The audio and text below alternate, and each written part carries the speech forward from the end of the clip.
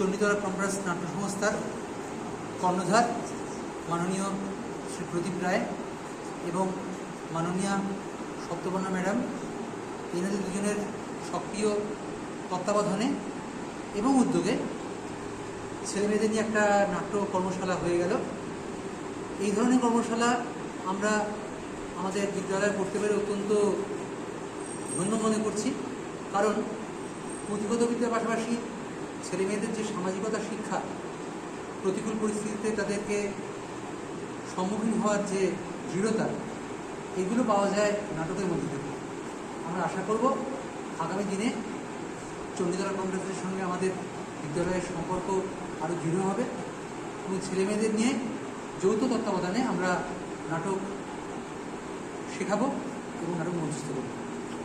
সবাইকে এই কর্মশালাতে যোগ দেওয়ার জন্য আমি আন্তরিক অভিনন্দন জানাই। একই সঙ্গে ধন্যবাদ জানাই আমার মাননীয় সহকর্মীদের, যারা এই কর্মশালার জন্য শুরু থেকে উদ্যোগ নিয়েছেন।